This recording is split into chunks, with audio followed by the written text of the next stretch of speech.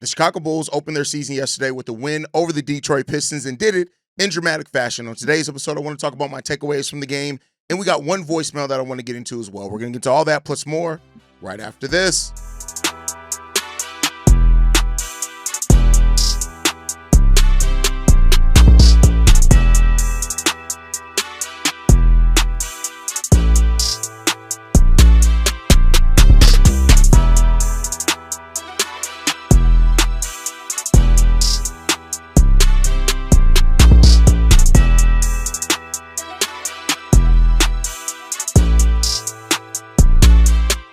What's going on, Bulls fans? Welcome to another episode of Chicago Bulls Central, your number one spot for everything Chicago Bulls related. I'm the host there, Hayes, but more importantly, you guys can follow the channel at Bulls Central Pod on every social media platform we happen to be on. With that said, let's go ahead and get into this content for today, y'all. And the Chicago Bulls started off with a win. Now, it wasn't a outright win like it looked like it was going to be at one point when the Bulls are up by 23 points. They end up giving up a lot of that in the fourth quarter, and unfortunately, it comes down to the wire, right? But the Bulls did win the game, and they do what's needed. They tightened up when it was needed, and they were able to win that game. That was a huge game as far as building an identity for a team, right? It's a lot of the same things that I've been saying about the Chicago Bears recently in the way that they have to also find ways to win games down the stretch. You just have to be that tough team to get that done, and you're seeing that from this team, right? You saw them be able to have that moment where they're able to just tighten up and win the game. And that's all fine and dandy, right? And so we're going to talk about, a lot of the good, but there's some bad in that as well. Billy Donovan's, not calling a timeout, not changing up the lineup a little bit when the Detroit Pistons were going on that 30-15 run, whereas I would like to see Billy Donovan try something different. Now, it may have not really had that much of a different impact, but we would like to see Billy Donovan maybe try to put more of his stoppers out there to try to get something going there. But other than that, I think that Billy Donovan managed the rotations really well in this game. Overall, I like the combination of players that he had out there. Not everybody played well. Jalen Smith was a bit rough out there, right? We'll talk a little bit about that. But, other than that, I think there are some pretty solid things to pull away from this game. The first thing that I want to talk about is this. And I know this is going to be something that a lot of people don't want to hear, but I think that it's the truth. And we're going to get into a little bit more of it. But as it stands right now, not trading Nikola Vucevic was the right call. I know that people don't like to admit that. I know that especially a lot of the whiny Bulls fans like to be, well, why is Vooch still on this team? Last night, Vooch showed you why he's still on this team. His preseason was terrible. He probably had one of the worst preseasons outside of Jalen Smith on this team, no doubt. But Vooch is a veteran, and not every veteran takes preseason as serious. But guess what? For all the people that have been saying, well, Vooch seems disinterested, he seems locked out, clearly he wants his way out. Vooch he picked up right where he left off last season at being the most consistent Chicago Bull last season. 28 points off 18 shots, 14 rebounds, 1 steal, 2 assists in this game. He only had 1 turnover as well, which we'll talk about the Bulls' turnovers overall. And Vooch had himself a really solid game. And you love to see that from Vooch because, like I said before, in yesterday's daily, Vooch doesn't offer you anything defensively. The thing that he is, that thing that he can hang his hat on, the thing that he does for this team is on the offensive side of the ball. So therefore, you need Vooch to be locked in offensively, and he was last night, right? Vooch played a really good game offensively, and as it stands right now, and I've said this multiple times, it's easy just to say, let's move Vooch. But what does that then do for your team? Now, I do think when Kobe's back and Modest is back, that maybe, hopefully, especially with the way Modest looks, you don't need as much of Vooch's offense, and that doesn't change that in the long run, you still do need a center with a different skill set that is more able to protect the rim if Josh Giddey and Kobe White are going to be your backcourt. You just need that. You need that backline defense because they're both not great in pick and roll, and you put Vooch in switching scenarios, he's not going to be good. But for what it's worth, Vooch also had some pretty damn good defensive moments last night as well, and I was surprised by that. I came into this game expecting Nikola Vucevic to get cooked by Jalen Duren, and we had some bit of that, but the Bulls had a 109 defensive rating when Vooch was on the court. Now, that's not great, but that is better than league average. League average is 110. So that was better than league average. Vooch contributed to both sides of the ball. We had a 120 offensive rating when Vooch was on the. Keep in mind, offensive rating, you want the higher number. Defensive rating, you want the number to be lower. That was really good. We had a positive net rating of 9.9 when Nikola Vucevic was on the basketball court. Vooch played well. And the thing that Vooch did to play well is that he started off in the paint. Yes, he took some threes, and he hit the threes with more confidence because guess what? He started off his game in the paint.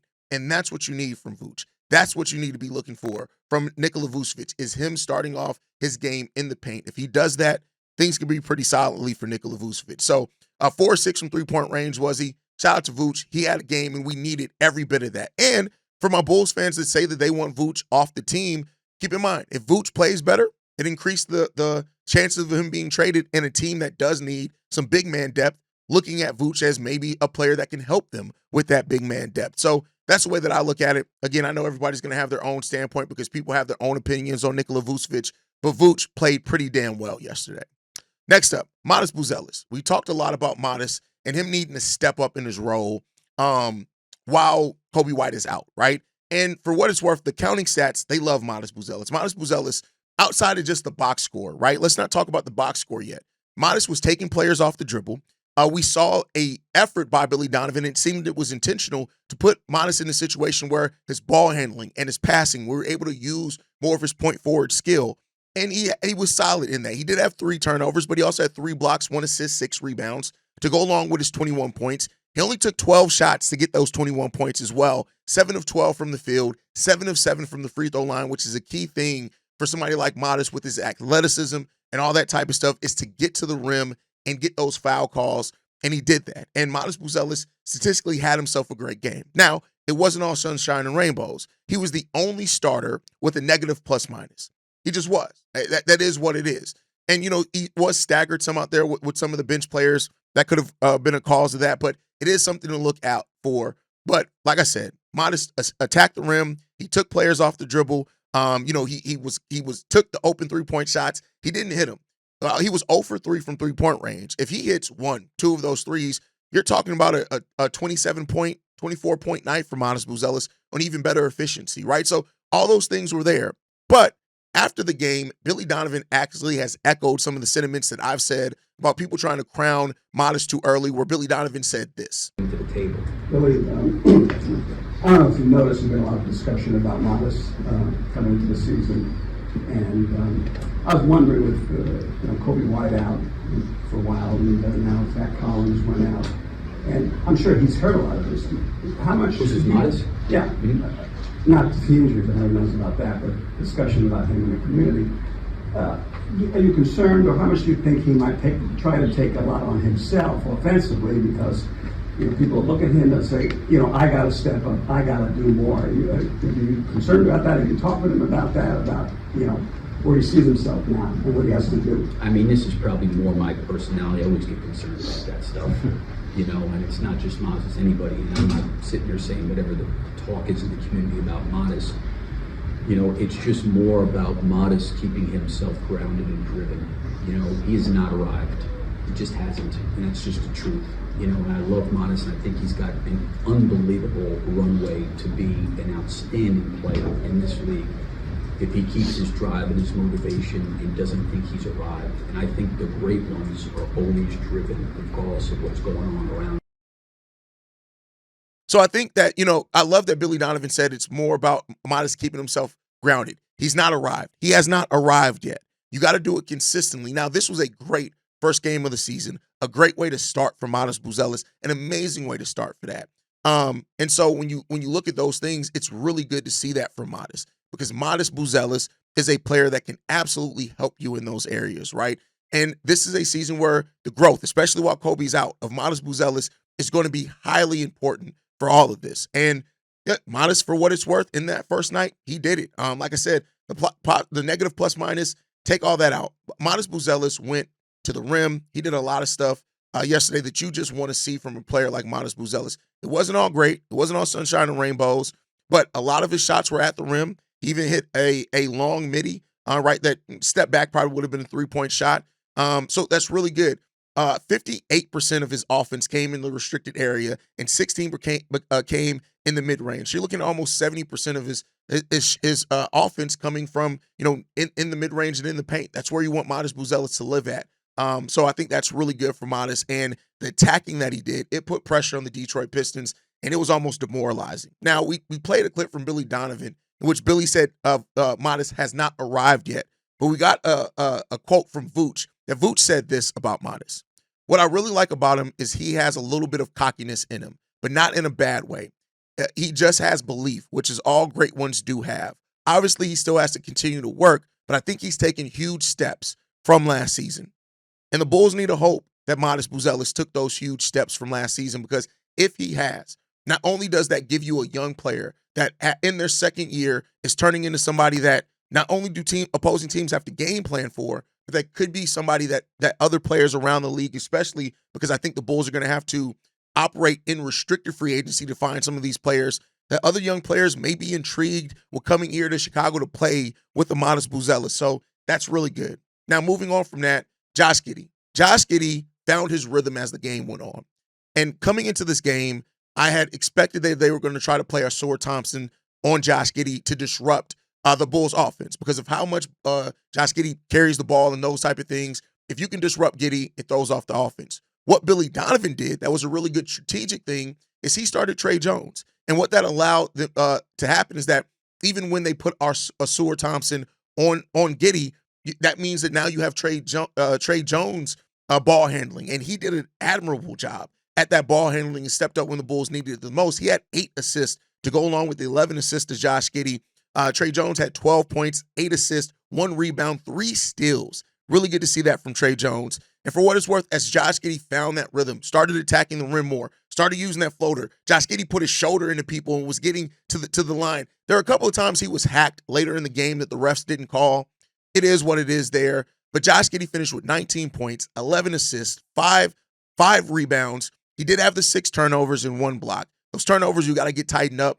I always say that's part of the Josh Giddey experience, but in especially with where some of those turnovers came at, you just need better from Josh Giddey in those moments. But like I said, for what it's worth, Josh Giddey came in and he let the game come to him as it went on, and you started feeling it, right? You started seeing that, all right, Josh Giddey's building some confidence. Oh, he hit a tough shot. Oh, he hit another one. Oh, he's trying to take somebody off the dribble. He's going to the rim in transition, right? You started seeing some of those things, and as the game went on, Josh Giddey played better. We had a 109 defensive rating with him on the court, a 120 offensive rating with him on the court as well. We had a pace of 103, and we had a plus-minus of +6. Josh Giddey played really well for the Chicago Bulls last night, and I love just how the game ebbed and flowed for him. He also got to the free throw line 11 times. We talked about Josh Giddey and the importance of him with his skill set and size over other guards getting to the free throw line. And I'll say it for what it's worth as well. Like, Cade Cunningham did try to hunt out Josh Giddey at times, and Josh Giddey got cooked on some possessions. I'm not going to act like he didn't, but he gave some pretty important defense. I mean, Cade Cunningham went 8 of 24. Now, a lot of that was Isaac Okoro and Dosunmu being on him, but I think the Bulls did a pretty good job at containing Cade Cunningham last night, and that was really good to see. Now, outside of that, the Bulls' physicality that they talked about this offseason is real. It's legitimate. You saw it. This was a team that I really think caught the Pistons by surprise with how physical that they were, right? Getting to the free throw line, over 30 times for the Chicago Bulls, 32 times last night for the Chicago Bulls is key, right? That shows you that they weren't settling for the three-point shots in transition. They were attacking the rim. And this is something that we talked a lot about last season, is attack, attack, attack, especially with all the solid rebounders we have on this team, how quickly we can get out to the fast break, and the solid passers we have in transition. Attack, attack, attack.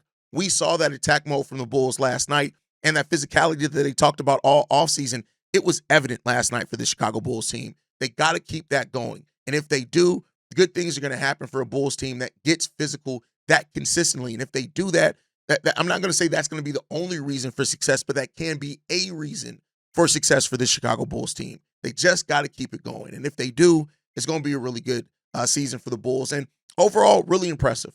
One of the things that also was impressive by this team, 35 points off the bench. Now, why that's really important is that Trey Jones wasn't off the bench. He was in the starting lineup. No Zach Collins in this game. Most of the scoring came, 29 points of the 29 of the Chicago Bulls bench points came from Ayo Dosunmu and Kevin Huerter. Ayo Dosunmu had 14 points. Kevin Huerter had 15 points. Now, Ayo didn't have the scoring punch we saw in preseason. I do think that's because he was guarding players like Cade and Tobias Harris and things like that. But Ayo still had a really important game off the bench for this Bulls team. And he also picked up where he left off at. Last season before Ayo got hurt, every one of the Bulls' positive lineups had Ayo Dosunmu in it. And I think that that's going to be a good thing for him, that seeing Ayo Dosunmu be able to have that impact for the Bulls is going to be big. He was 6 of 14 from the field for 14 points, 5 rebounds, 2 assists. You got to see Dosunmu and how his rhythm and stuff off the bench can be important for the Bulls. But it wasn't just him. Kevin Huerter, who did go 4 of 11, not an efficient shooting night for him. He got to the free throw line 6 times, though, 5 rebounds, 2 blocks from Kevin Huerter, and a steal as well to go along with his 15 points. The bench was carried by 2 of the players that are going to be on this bench in Huerter and Io. Imagine if you have Trey Jones. Imagine when you get Zach Collins back, because Jalen Smith, and I've seen a lot of people over the last couple of days talk about Jalen and why he needs to start over Nikola Vucevic. Jalen was garbage last night. 0 for 7 shooting. He didn't hit a single shot. 0 for 5 from three-point range. Luckily, he hit his 2 free throws to get him 2 points. 5 rebounds were important. I'm not going to act like they're not, but Jalen was bad. He was very bad last night. And so this is why I say when people are like sometimes players have a reputation that isn't really them. For example, Trae Young has a reputation of being a great three-point shooter. When you look at it, he's decent, but he's not amazing, right? Jalen is not a good defender. He's never really been a plus defender in his NBA career.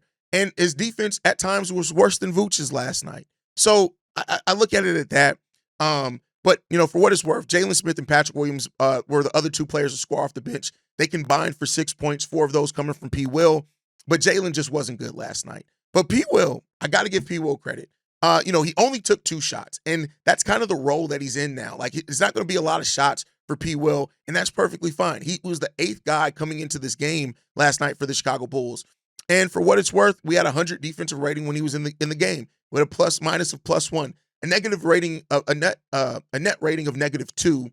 It is what it is there, but I think P. Will gave some really solid bench minutes last night for the Chicago Bulls, and you can build off that. But was it all great? No, but I think it was more good than bad from P. Will last night, defensively especially, and that's where you're going to need to find P. Will to find himself. If you're not shooting, okay, what are you giving us defensively? Are you giving us that defense that we need?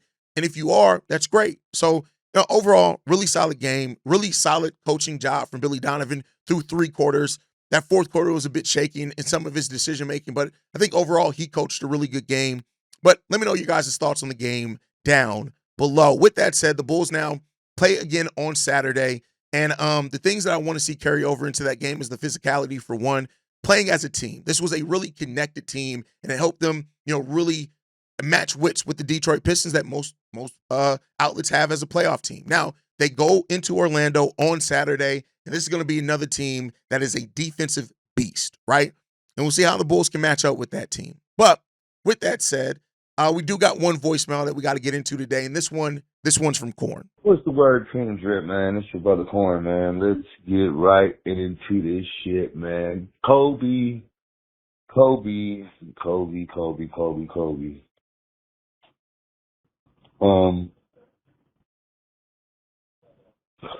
I don't like saying this as much, but when it comes to Kobe White and me, people already know what time it is with me and Kobe. So him being out for the first 2 weeks when this is supposed to be his team, his time, am I surprised? Sad to say no.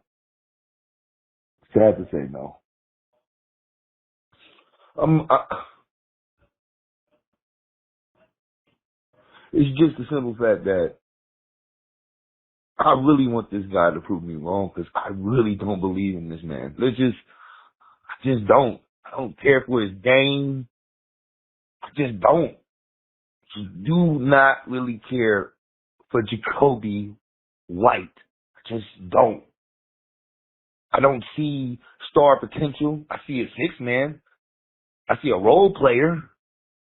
That's cool. I don't see a starter in him. I just don't.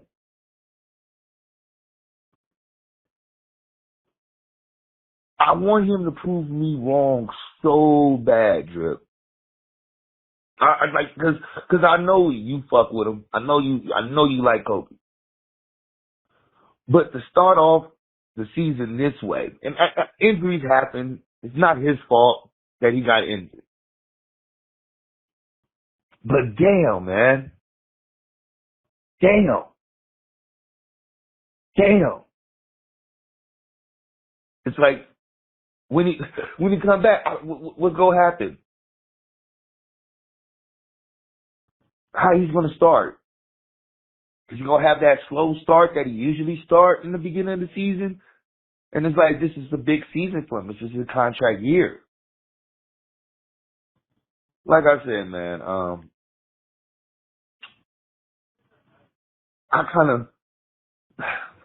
I hate being this guy. I really do, man. I just don't believe in bro. Just that simple. I just don't believe in bro. And this is another nail in the coffin, the reason why I'm just like, fuck.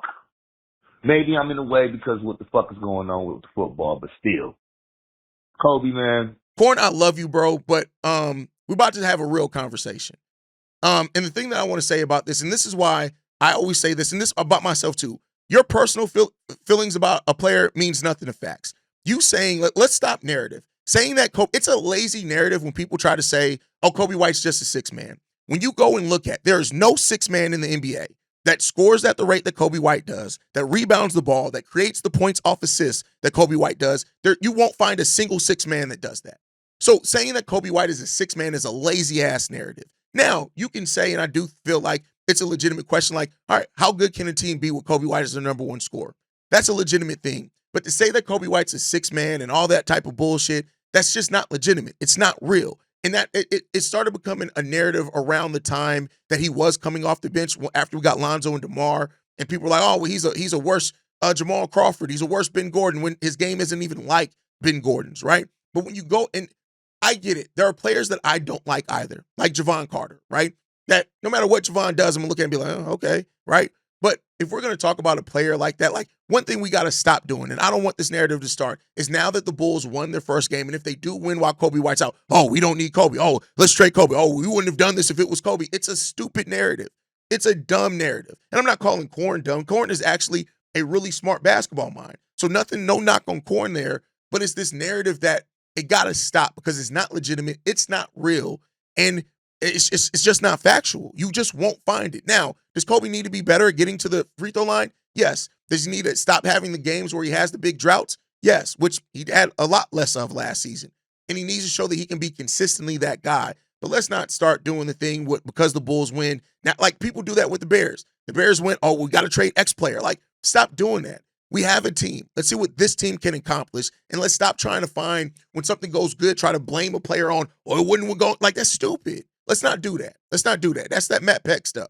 Let's not do that. But that's my time for today. Make sure you guys are following us at Bulls Central Pod. You send us any feedback, questions, comments, concerns, bullscentralpod@gmail.com. And lastly, if you want to leave a text message and our voicemail for the mailbag, the number to do so, 773-270-2799. We are the number one spot for everything Chicago Bulls related, but that is thanks to you, lovely and beautiful people. And like we like to end every episode on, go Bulls. Love you guys. See you right if you can, y'all. Peace. This has been a presentation of the Break Media.